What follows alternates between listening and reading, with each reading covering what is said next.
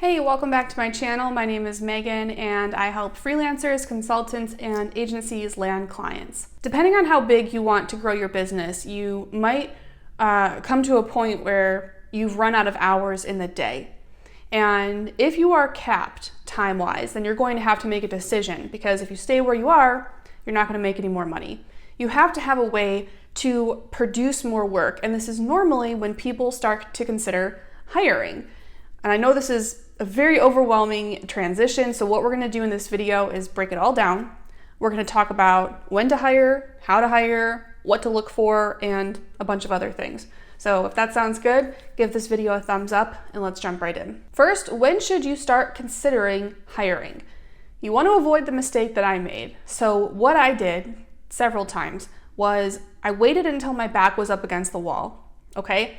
And I had no choice but to hire. I had to hire or bad things were going to happen. Actually, no, bad things were already happening. So when you wait too long, you put yourself under very unnecessary pressure and stress.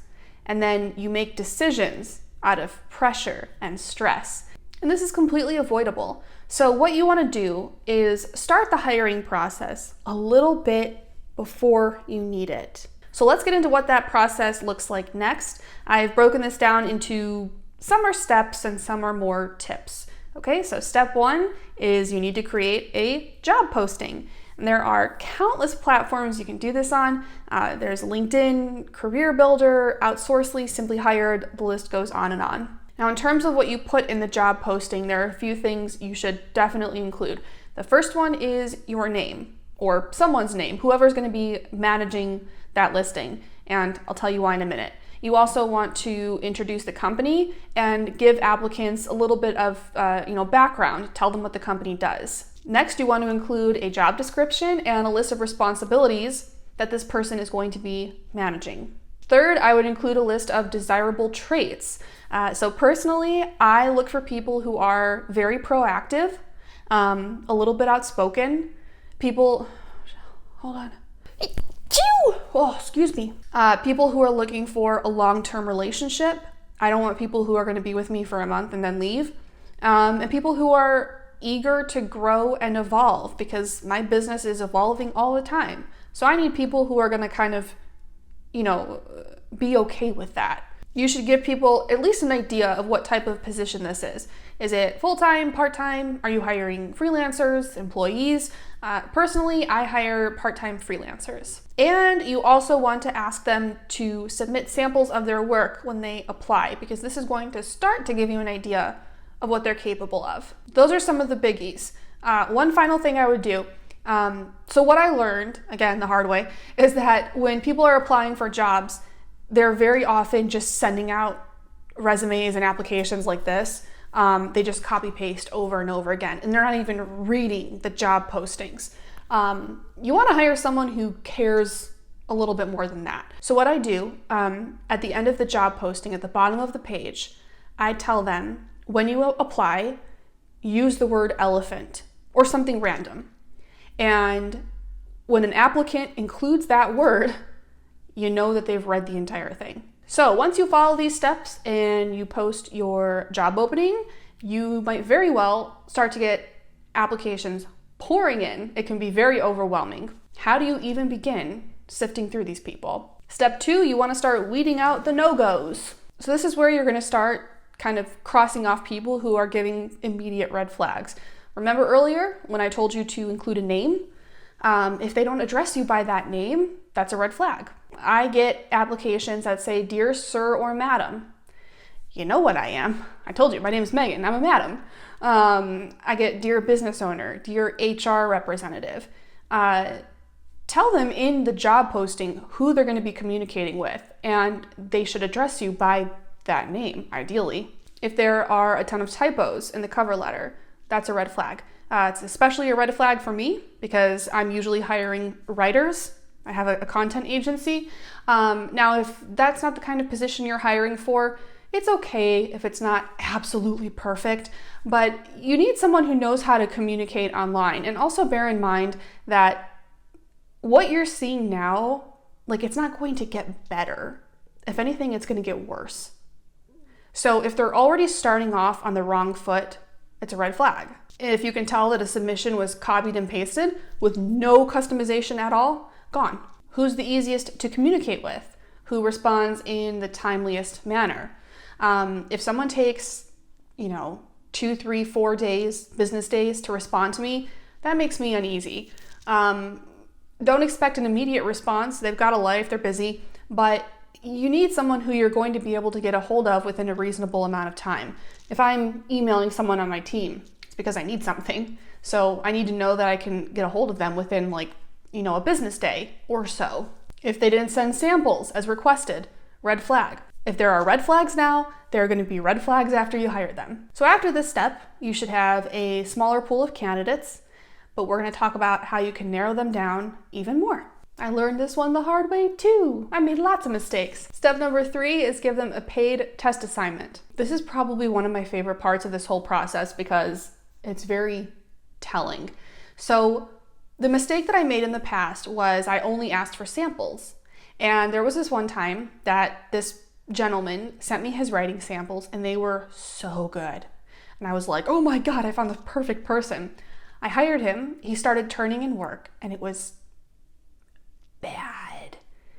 And I remember sitting on the couch reading this work and knowing that it wasn't even fixable. It wasn't even usable. And I remember saying, what happened? This looks nothing like the samples he sent me. Okay, but I'm hiring writers. So when they send me a published article, I have no idea what kind of editing and review and proofreading that content went through. So I realized, you don't want to see the finished product. You want to see what it looks like when you receive it. So you give them a small test assignment to see what they're like to work with. Pay them. Pay them. They deserve to be paid for their time. And make it a small assignment. So I'll usually give writers anywhere from 300 to 500 words. That'll be the word count. And I'll give them a very broad topic. And I pay them as soon as they turn it in, regardless of the quality. I pay them because they followed the directions and spent time sending me this work. The test assignment is going to tell you a lot. But one word of caution, don't look for perfection. Look for potential. We're going to come back to this in a minute. Make the deadline a little bit tighter than you would if you were to hire them. So when I'm working with applicants, I'll usually give them 3 to 5 business days, depending on the word count. And this is tighter than the deadlines I normally give writers on my team. I always try to give them at least a full week. But the reason, that's on purpose. You want to put a little bit of pressure on them, just a little bit, and see how they respond to that. Don't give them anything unreasonable and then be shocked when they fail. That's on you, not them. So give them enough time to do a good job, but don't give them 2 weeks. Okay, so by this point, you should hopefully have a very small pool of candidates. Now what? Tip number 4, hire more people than you need. If you need 1 person, hire 2 or 3. If you need 2 people, hire 3 or 4. Because at least one of them isn't going to work out. Cover your butt and hire extra people. You gotta kiss a few frogs, okay? If you only hire 1 person and they don't work out, which could very likely happen, then you just have to go back to all your applicants and start the thing all over again. Number 5, one of the best pieces of advice I've ever gotten, hire fast, fire faster. One of the first writers, I'm still salty about this. One of the first writers that I hired, she was amazing in the beginning and the quality of her work was wonderful. She never slacked, but then she started slacking. She started missing due dates. She started missing meetings. She just wouldn't show up. She wouldn't respond. I couldn't get a hold of her. And then she ended up ghosting me. She ghosted me. I worked with this person for well over a year and I was heartbroken. I took it very personally. And I was legitimately worried that this person was dead. I was emailing her are you okay? Just let me know if you're okay. All the warning signs were there. They were there for a very long time. They were there for several months. And I kept sweeping them under the rug and giving her another chance and another chance and another chance. And making excuses for her. So that was my own fault. I should have fired her way earlier. You always want to give people the time and space and support that they need to be successful. Give them a chance. I'm not saying, at the first mistake, fire them. But if they can't follow directions, if they're constantly missing deadlines, if they keep making the same mistakes over and over again, if there's a pattern of poor performance, bring it up to them. Do not wait. Address it. Get on a call with them and tell them what needs to change. And then you want to tell them you're going to reevaluate in 2 weeks or a month or, a short period of time. You're going to revisit this. And if things aren't better, it might not work out. And if it doesn't work out, you need to fire them. Don't make the mistake I made, which ended up costing me time and money and energy. I still believe it comes from a good place. You know what people are capable of, and you just want them to get their act together. But ultimately, you can't beg anyone to do their job. And you have to remember too that this is a trade. You are giving them money and they are providing a service.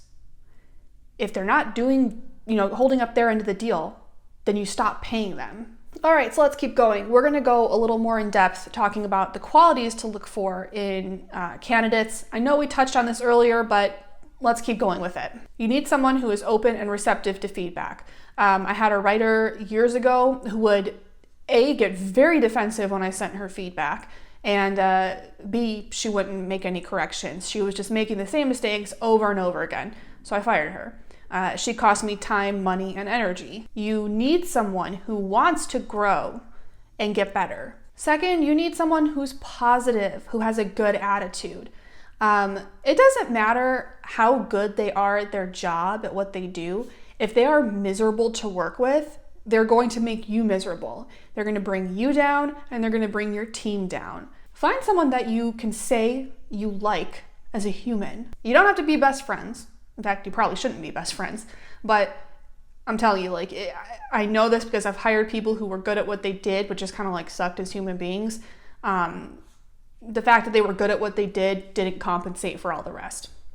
You should look for people who are a little more outspoken and aggressive in a positive way. You need people who are comfortable sharing their opinions. Now, I know it can be tempting to look for team members who just do what you tell them to do and don't question it at all. But here's the thing. I used to hire people like that. And when they ran into a problem, they wouldn't come to me for help. So for example, that writer I mentioned that ghosted me, there was, I can't even remember what it was at this point, but there was a software that we used for the work that we produced, and the software wasn't working. And when I went to check her work, I could tell that something was off. So I went into the software and it was broken. It wasn't working. As a direct result of that thing being messed up, she didn't turn in a complete assignment. So I went to her and I said, hey, did you notice that this thing isn't working? And she was like, oh yeah, I saw that. Why didn't you tell me? Tell me so I can address it. You need people who are going to come to you. Also, the people you hire are going to have suggestions for how you can do things better. They're going to notice things and see things that you don't. So you need people, and you need to create the environment so that people feel comfortable coming to you and saying, hey, I think we might be able to improve our processes. Listen to their feedback. It's very valuable. And this one is a biggie. I touched on this earlier. You need someone who is teachable and open to evolving.